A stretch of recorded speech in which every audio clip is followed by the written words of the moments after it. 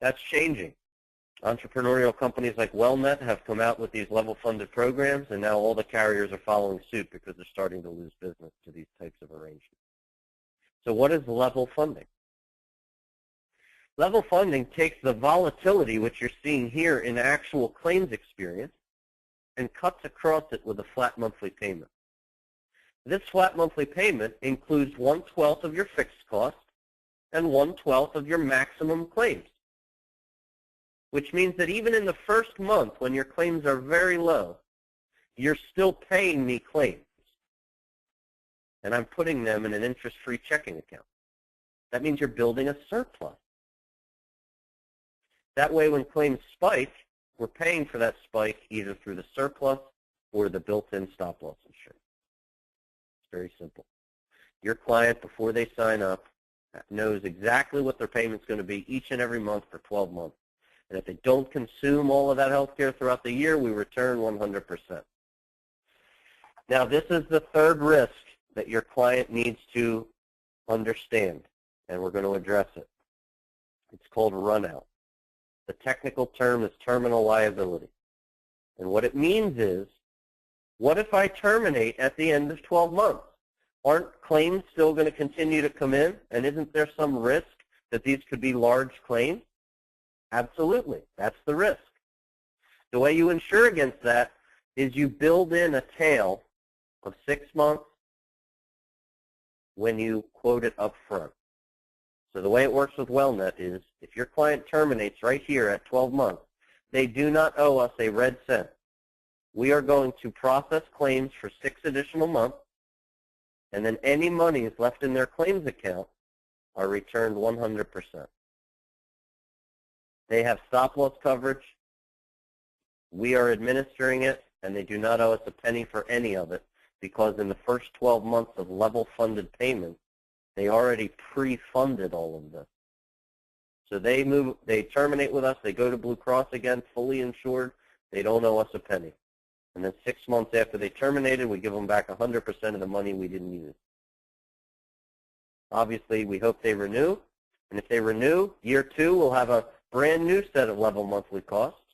But any claims that roll in from last year, we pay with last year's dollars. And then 6 months into their new plan, we give them back 100% of the monies we collected from the first year that are left over. You've now addressed all 3 risks: specific member risk, aggregate risk, terminal liability risk. If you proactively address them, your client's going to be very comfortable with a self-funded chassis. Then the question just becomes, how do we get the numbers where they need to be? And that's a whole other conversation. Here's what our spreadsheets will look like. Frankly, here's what a fully insured spreadsheet looks like. You've got enrollment tiers, you've got premiums, that gives you a monthly cost and an annual cost. This is what your clients are used to seeing. And the only way to change these numbers is to change the benefit plan. We're saying get out from under that old way of thinking and think about cost management in a different way. Because what drives these premiums is the underlying claims. The problem is that fully insured carriers never showed you any of that. So let's fill in the white space. All stop-loss contracts, whether it's for IBM, Ford, Lockheed Martin, or your 10-life group, are going to be defined by 2 numbers separated by a slash. There's nothing more important than understanding your stop-loss policies because that's what's insuring the risk. These 2 numbers mean incurred month and paid month. And it's telling you what applies to the stop loss. Any claims incurred in 12 months and paid in 18 months count towards the stop loss. This 18-month is the 6-month tail I referenced on the prior slide. In this particular example, the per-person claims risk is $40,000. So technically on paper, your client owes us $40,000 in claims per specific member. But again, this is level funded, which we'll show you in a moment. The aggregate corridor, which is the excess in claims under $40,000 that your client must fund before the aggregate insurance kicks in, is 25%. I'll show you that in a second.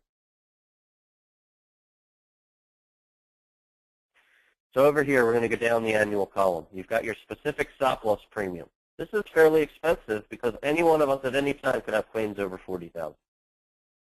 The aggregate insurance, as I suggested earlier, insures all claims under $40,000, and it shows you what your risk is. So this is what they think will happen for all claims under $40,000, and then they tack on 25%, which is this. That's the corridor. So if you add these two up, your total claims risk for claims under $40,000 in this example is about $360,000. That takes you to an all-in drop-dead maximum cost for the year of $644,356. So again, the $644 was composed of claims of about $360 and the fixed cost. Your commissions are in this program expense. That's also where our revenues lie. Now, the way level funding works is we take $644,000, we divide it by 12. Your client pays us $53,696 no matter what happens. Doesn't matter if there's two claimants in the first month that are $500,000 each. This is what your client's paying us.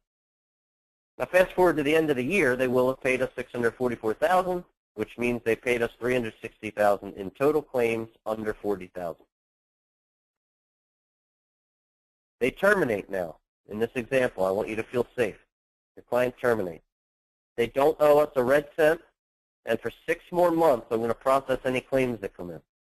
At the end of that 18th month, if their claims are over $360,000, they don't owe us anything. That's why they bought stop loss. But if their claims are under $360,000, they get every penny back. That's why level funding is so powerful. It's complete transparency. I'll show you where every claim goes. I'll let you customize the plan any which way you want. And then you end up paying for only the health care you consume. So if we can get this number comparable to your fully insured number, it's a no-brainer. And this begs a natural question. How do I manage my claims expense? So if I only pay for what I consume, let's start talking about how to reduce consumption.